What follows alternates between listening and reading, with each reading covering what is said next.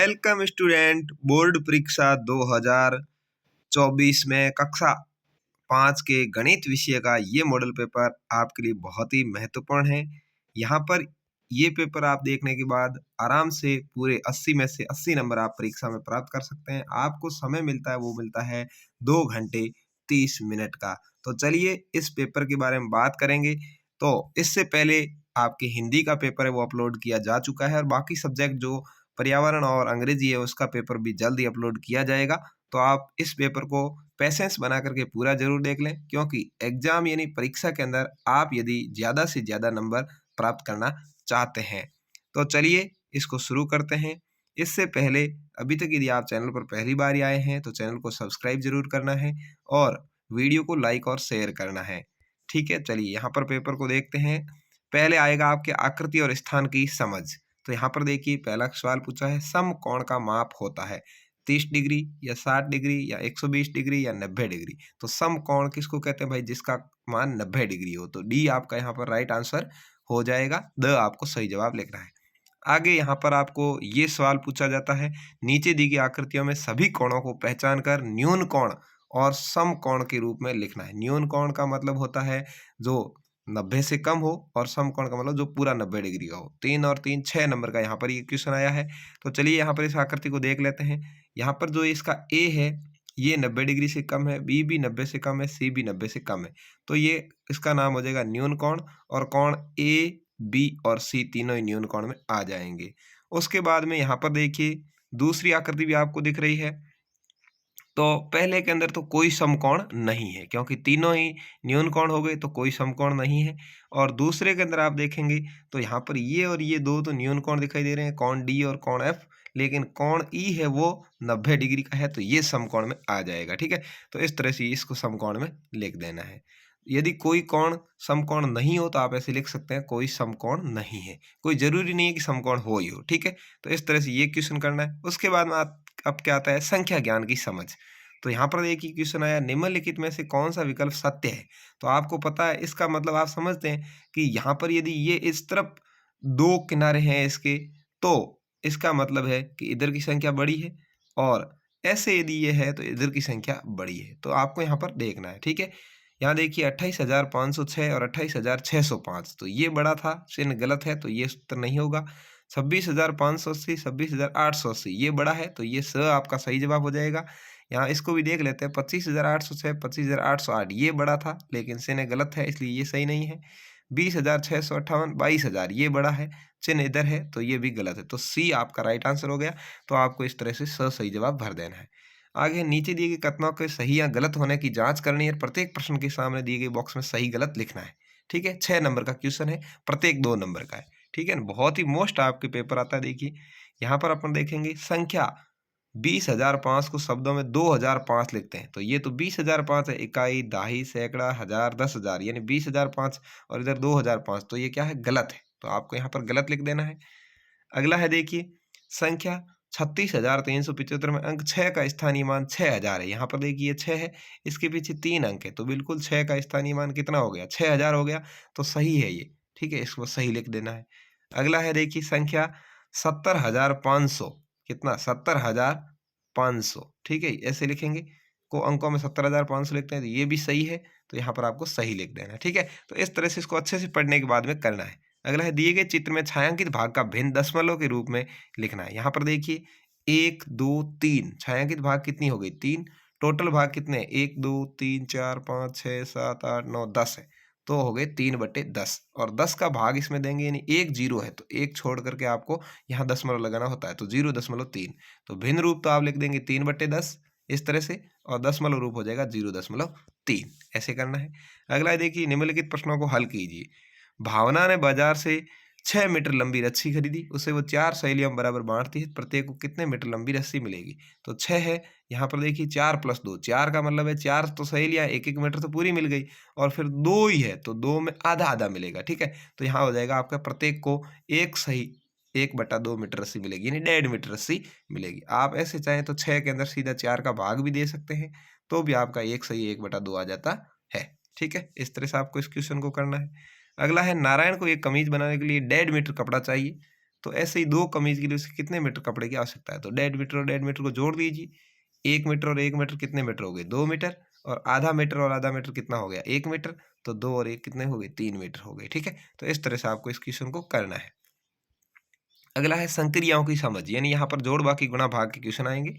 देखिए, किसी संख्या का चरम अंक है, चरम अंक का मतलब होता है जो अंतिम अंक हो। ठीक है, जैसे मान लिया जाए ये आपके सवाल है। ठीक है, तो इसका चरम अंक कौन सा होगा, ये होगा। ये कौन सा अंक है भाई, इकाई का अंक है। ठीक है, तो इकाई का अंक ही चरम अंक होता है। आपका यहाँ पर सही जवाब हो जाएगा। ठीक है ना, इस तरह से आपको ध्यान रखना चरम अंक का।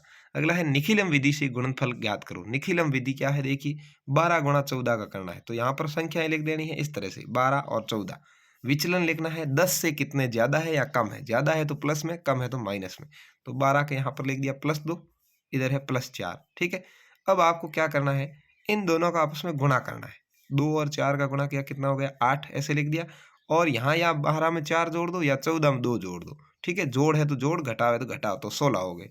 और यहाँ पर एक अंक ही है तो 8 का 8 आ जाएगा, और ये ऐसे ही आ जाएंगे। 2 अंक हो तो दूसरा और इधर का पहला अंक जुड़ जाता है। ठीक है, तो ऐसे 168 आपका उत्तर आ जाएगा। अगला है निम्नलिखित को हल करना है। यदि नौहर से जयपुर तक का एक व्यक्ति का किराया 550 रुपये हो तो 15 व्यक्तियों का किराया कितना होगा। तो आपको क्या करना है भाई, एक व्यक्ति का दिया हुआ है, ज्यादा का ज्ञात करना है तो गुणा करना है। तो 550 का आप 15 से इस तरह से गुणा करेंगे तो 8,250 रुपये आ जाएगा। ठीक है, आप डायरेक्ट ऐसे गुणा करना है तो भी कर सकते हैं। तो 15 व्यक्तियों का किराया हो जाएगा 8,250 रुपये। अगला है नीरज के पास 984 केले हैं, बताइए उसके पास कितने दर्जन केले हैं। एक दर्जन में कितने होते हैं, 12 होते हैं। तो आपको क्या करना है, केले ज्यादा दिए हुए हैं और दर्जन में ज्ञात करना है तो 12 का भाग लगा देना। ठीक है, तो 12 केले अर्थात 984 में 12 का भाग देंगे। इस तरह से भाग देंगे तो आपके आ जाएगा 82, शेष कुछ नहीं बचेगा। तो नीरज के पास 82 दर्जन केले हैं। ठीक है, अगला है 10वां, वह सबसे बड़ी संख्या ज्ञात करो जिसका 36 और 54 में पूरा पूरा भाग जाता हो। 6 नंबर का क्वेश्चन है। ठीक है, बहुत ही मोस्ट है। 36 के गुणनखंड कर लीजिए, 1 2 3 4 6 9 12 18 34। 54 के भी कर लीजिए, 1 2 3 6 9 18 27 24। अब आपको क्या करना है, सबसे बड़ा गुणनखंड है वो इसका उत्तर होगा। तो देखिए 36 और 54 के समान गुणनखंड लिख दिए, एक समान है तो लिख दिया, 2 दोनों में आया हुआ है लिख दिया, 3 दोनों में आया हुआ है लिख दिया, 4 दोनों में नहीं है नहीं लिखेंगे, 6 दोनों में है तो 6 लिख दिया, इधर 9 दोनों में है 9 लिख दिया, और उसके बाद में 18 दोनों में है तो 18 लिख दिया। ठीक है, इसके बाद में कोई दोनों में है नहीं, तो सबसे बड़ा कौन सा हो गया, 18 हो गया। ठीक है, तो 18 ही सबसे बड़ी संख्या है।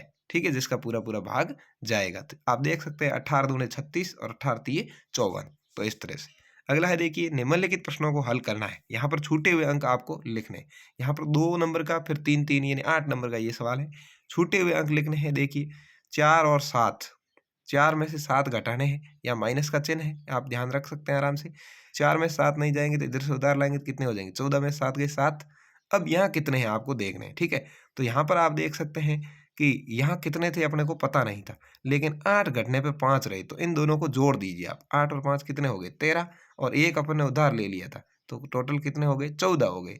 14 का मतलब है यहाँ ऊपर कितना आना चाहिए, 4 आना चाहिए, तो 4 लिख दिया। ठीक है, और एक इधर से उधार लिया क्योंकि इधर 14 हो रहे थे ना, एक उधार लिया, तो यहाँ कितने रह गए अब पीछे 6, और 6 में से कितने घटाएं कि 4 रहे, तो 6 में से 2 घटाएंगे 4 रहेंगे। तो इस तरह से आपका आंसर आ जाएगा। अगला है 3122, 8050 और 738 का योग करना है। इनकी जोड़ करनी है, हासिल वाली जोड़ है। इस तरह से आपको करके दिखाइए, आप आराम से देख सकते हैं। 11,910 उत्तर आ जाएगा। अगला है नमन के पास 12,500 रुपये है, उसने 25 रुपये की सिलाई मशीन और 8,000 रुपये की वॉशिंग मशीन खरीदी, बताओ उसके पास कितने रुपए रहे। ऐसा सवाल आपके प्रश्नावली 9 और 10 में आए हुए हैं। तो आपको 2 चीजें करनी इसमें कि कुल रुपए थे 12,500, तो इधर लिख दीजिए 12,500 रुपये। 25 रुपये की सिलाई मशीन खरीदी, 8,000 की वॉशिंग मशीन, तो पहले इन दोनों की जोड़ कीजिए। ठीक है ना, 25,800 की जोड़ किया गया 10,500, ये जो योग आया है इसको यहाँ पर इसके नीचे घटाना है। ठीक है, तो यहाँ 12,500 में से 10,500 घटा दिया तो उत्तर आ गया 2,000। तो अब नमन के पास शेष बचा 2,000 रुपये। इस तरह से आपको लिखना है। अगला है मापन की समझ से संबंधित पार्ट। यहाँ देखिए ये है, सुजल ने 5 किलो चावल 85 रुपये 50 पैसे, ये भी आपकी 10वीं प्रश्नावली में बिल्कुल हुबहू आया हुआ है। किलोग्राम्स के भाव से 3 किलोग्राम शक्कर 28 रुपये 60 पैसे प्रति किलोग्राम के भाव से खरीदी, उसके पास अब 245 रुपये 70 पैसे बचे, तो बताओ वो कितनी राशि लेकर बाजार गई थी। तो आपको क्या करना है, सुजल ने 5 किलो चावल क्या भाव खरीदी उसका गुणा कर लो, 5 का 45 रुपये 50 पैसे से गुणा किया तो 227 रुपये 50 पैसे आ गया। शक्कर में कितना धन खर्च किया, 3 किलो है तो इसका गुणा कर लो भाव से, 85 रुपये 80 पैसे आ गया। अब इन दोनों को जोड़ दो, ठीक है, और तीसरा जो उसके शेष है वो भी जोड़ दो। यहाँ पर ये चावल वाले, शक्कर वाले और ये शेष वाले टोटल जोड़ दिए, हो गए 551 रुपये, ठीक है। तो 559 रुपये लेकर वो बाजार गई थी। अगला है 3 घंटों में कुल कितने मिनट होते हैं, ये भी क्वेश्चन आपके बिल्कुल हूब टू हूब आया हुआ है।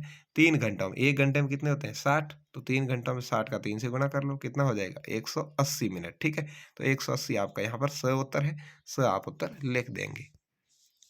अगला है निम्नलिखित कथनों को सत्य असत्य में लिखना है। तो देखिए, मिनट को सेकंड में बदलने के लिए मिनट को 60 का भाग देते हैं, गलत है। गुणा करते हैं, क्या करते हैं, मिनट को सेकंड में बदलना है। मिनट छोटा रूप है और सेकंड बड़ा रूप है, तो इसलिए इसको क्या करेंगे, गुणा करेंगे तब सेकंड आएगा, 60 सेकंड 1 मिनट में, ठीक है। भाग नहीं देते तो ये असत्य हो जाएगा। 1 घंटे में 3600 सेकंड होते हैं, बिल्कुल सत्य है। क्यों, क्या करना है, 1 घंटा फिर 60 मिनट और 1 मिनट में 60 सेकंड, इसका गुणा करेंगे तो 3600 आएगा, ठीक है। तो ऐसे 3600 आ गया, सत्य बात है। अगला है आधा घंटा 15 मिनट के बराबर होता है, ये असत्य है, क्योंकि 1 घंटे में 60 मिनट होते हैं, तो आधा करने के लिए 2 का भाग लगाएंगे तो क्या आएगा, 30 आना चाहिए, यहाँ 15 लिखा है तो असत्य हो गया। अगला है रिक्त स्थानों की पूर्ति कीजिए। देखिए, 1500 ग्राम में कितने किलोग्राम होते हैं, तो 1000 ग्राम का 1 किलो और 500 ग्राम का आधा किलो, तो कितना हो गया 1.5 किलो, ठीक है। 1 सही 1/2 किलोग्राम।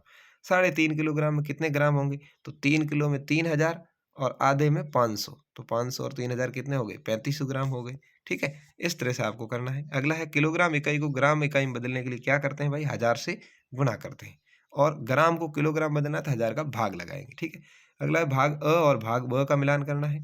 1 किलोमीटर में कितने मीटर होते हैं, 1000। 1 मीटर में 100 सेंटीमीटर, 1 सेंटीमीटर में 10 मिलीमीटर, ठीक है। ऐसा भी सवाल आपके आता है।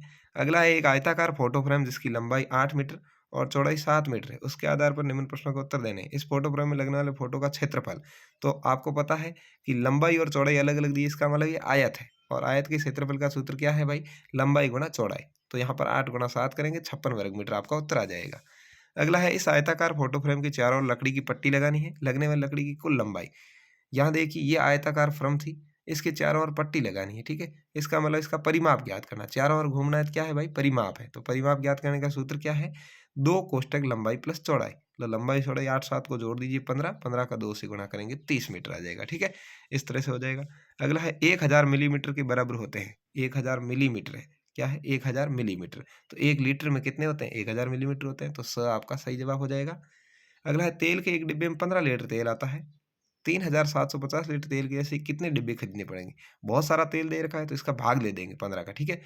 3750 में 15 का भाग लगा देंगे तो उत्तर आ जाएगा 250। कितना आ जाएगा 250, तो आपको 250 डिब्बे खरीदने पड़ेंगे, ठीक है। इस तरह से आपको अगला है आंकड़ों का प्रबंधन और पैटर्न। यहाँ पर देखिए, ये भी आपके प्रश्नावली 11-12 शुरू होती है। नीचे दिए गए पैटर्न को आगे बढ़ाना है। यहाँ पर देखिए 2 तीर के निशान इधर थे, फिर ऊपर हो गए, फिर इधर हो गए। अब किधर नंबर लगेगा, नीचे की तरफ, ठीक है। तो नीचे की तरफ ब में है तो ब आपका राइट आंसर हो जाएगा। अगला है दिए गए पैटर्न में अगला पद लिखना है।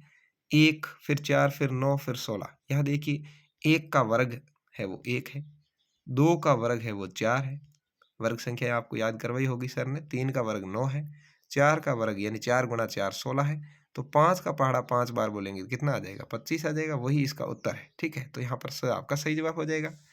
अगला है पीयूष के घर के पास से निकलने वाले वाहनों का पीयूष ने 1 घंटे तक लगातार परीक्षण किया, तो विभिन्न प्रकार के वाहनों की संख्या नोट की जो निम्न प्रकार है। ये भी आपके जो आरेख वाला था वो आपने देखा होगा, दंड आरेखन, ठीक है ना, वो वाले बारंबारता वाले, वो उसके आधार पर करना है। वाहन का प्रकार है मोटरसाइकिल 9 गुजरी, कार 6 गुजरी, बस 3 गुजरी, ट्रक 5 गुजरी। तो यहाँ पर ग्राफ में बनाना है। देखिए, यहाँ पर स्तंभ चार्ट में बताया है कि वाई अक्ष पर एक बड़ा खाना एक वाहन को दर्शाता है, तो इधर संख्या लिख दी वाहनों की 1 2 3 4 5 6 7 8 9, और इधर लिख दिया मोटरसाइकिल। मोटरसाइकिल 9 थी तो 9 तक डंडी ले गए, कार 6 थी 6 तक डंडी ले गए, बस 3 थी 3 तक डंडी ले गए, ट्रक 5 थे 5 तक ले गए, ठीक है। तो इस तरह से आपको यहाँ पर ऐसे दंड आरेख खींचने हैं, ठीक है ना। ऐसे दंड आरेख आप आराम से खींच सकते हैं, ठीक है। बढ़िया आपको खींच करके दिखाए हुए हैं, आप आराम से इसको ऐसे खींच सकते हैं, ठीक है ना। ऐसे खींचेंगे तो आपको बहुत ही अच्छे से परीक्षक है वो नंबर देगा। इस तरह से आपने दंड आरेख यहाँ पर मैं आपको दिखा देता हूँ खींचे हुए, ठीक है ना। इस तरह से आपको परीक्षा में भी खींचने हैं, ठीक है। तो इस तरह से आपका ये पेपर है वो कंप्लीट हो जाएगा, जो मैथ का पेपर था। उम्मीद है आपको ये पेपर पसंद आया होगा। पसंद आया चैनल को सब्सक्राइब जरूर करें। जो अपने माँ पापा से प्यार करता है, यानी मम्मी पापा से प्यार करता है, वो जरूर चैनल को सब्सक्राइब करेगा। धन्यवाद। जय हिंद। अपने दोस्तों तक इसको शेयर जरूर कर देना।